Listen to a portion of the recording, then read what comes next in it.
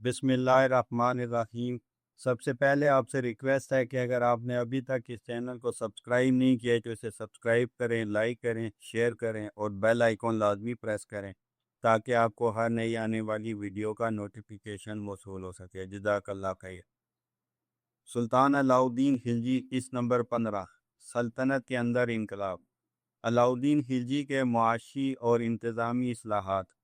وہ سلطان جس نے صرف جنگیں نہیں جیتی بلکہ بازار، معیشت اور ریاست کو بھی اپنے نظام میں لے آیا۔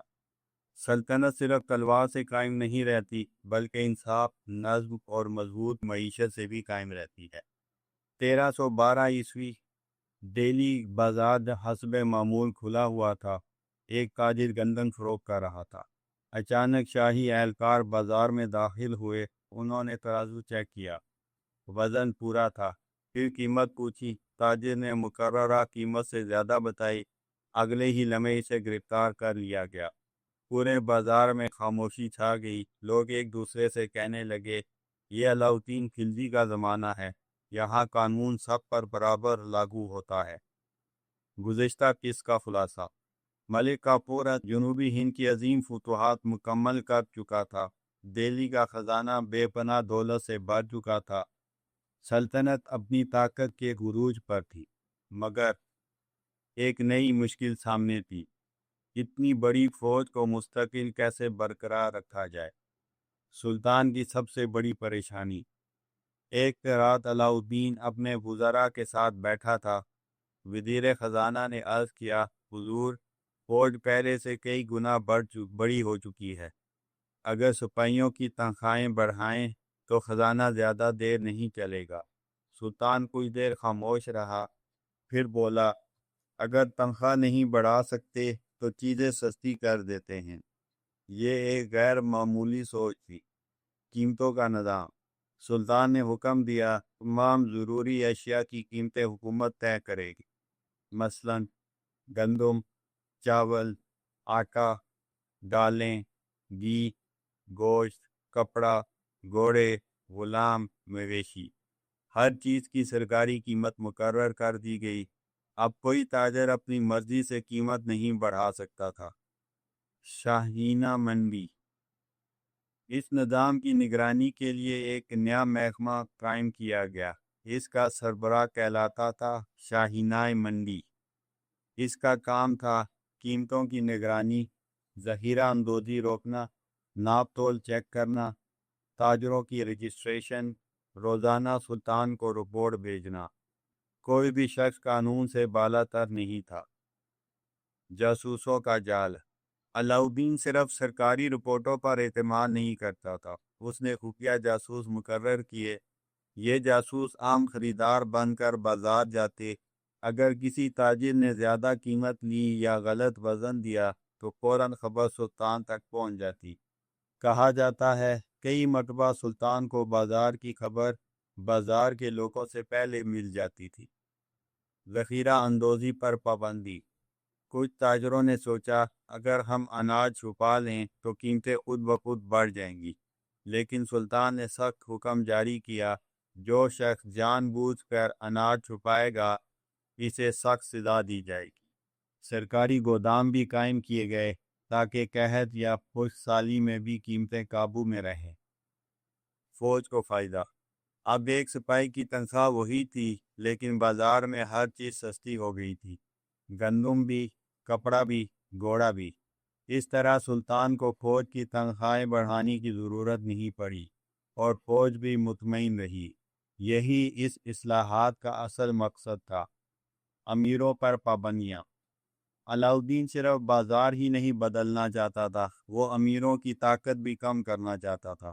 اس نے بڑی دعوتوں پر پابندیاں لگائیں، بغیر اجازت سیاسی اجتماعات محدود کیے، شراب نوشی اور بعض شاہانہ محفلوں پر سختی کی، امیروں کی سرگرمیوں پر نگرانی بڑھا دی۔ سلطان کا خیال تھا بغاوت پہلے محلوں میں پیدا ہوتی ہے، پھر میدان جنگ تک پہنچتی ہے۔ زمین اور ٹیکس۔ سلطان نے زرعی نظام میں بھی اصلاحات کی۔ بعض علاقوں میں زمین کی پیمائش کرائی گئی، محصول وصولی کو زیادہ منظم بنایا گیا۔ کوشش کی گئی کہ حکومت براہ راست محصول وصول کرے تاکہ مقامی جاگیردار بہت زیادہ طاقتور نہ بن سکیں۔ اگرچہ ان اصلاحات کا نفاذ تمام علاقوں میں یکساں نہیں تھا، لیکن مرکزی حکومت کی مالی گرفت ضرور مضبوط ہوئی۔ عوام کی رائے۔ ایک غریب مزدور بولا، پہلے آٹا مہنگا تھا، اب میرے بچے پیٹ بھر کر کھاتے ہیں۔ دوسری طرف ایک تاجر شکوہ کر رہا تھا، منافع کم ہو گیا ہے۔ سلطان تک دونوں آوازیں پہنچی۔ اس نے جواب دیا، ریاست کی ضرورت فرد کے منافع سے بڑی ہے۔ تاریخ کا منفرد نظام۔ کئی سال تک یہ نظام کامیابی سے چلتا رہا۔ بازار منظم رہے، فوج مضبوط رہی، اور دہلی سلطنت مالی طور پر مستحکم رہی۔ بعد کے مورخین نے لکھا کہ ہندوستان میں اس سے پہلے اتنے منظم انداز میں قیمتوں کو قابو کرنے کی کوشش کم ہی دیکھی گئی تھی۔ حقیقت یا افسانہ۔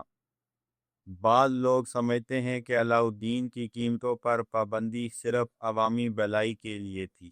تاریخی حقیقت، عوام کو اس سے فائدہ ضرور پہنچا، لیکن بنیادی مقصد ایک بہت بڑی مستقل فوج کو کم خرچ پر برقرار رکھنا تھا۔ معاصر مورخین خصوصاً ضیاء الدین برنی واضح کرتے ہیں کہ معاشی اصلاحات کو فوجی اور ریاستی ضروریات سے الگ کر کے نہیں دیکھا جا سکتا۔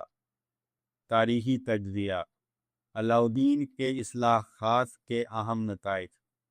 فوج کے اخراجات قابو میں رہے، اشیاء ضروریات کی قیمتیں نسبتاً مستحکم رہیں، ذخیرہ اندوزی اور ناجائز منافع فوری محدود ہوئی، ریاست کی مالی آمدنی میں اضافہ ہوا، امیروں اور جاگیرداروں کی سیاسی طاقت پر کسی حد تک کنٹرول قائم ہوا، مرکزی حکومت پہلے سے زیادہ مضبوط بن گئی۔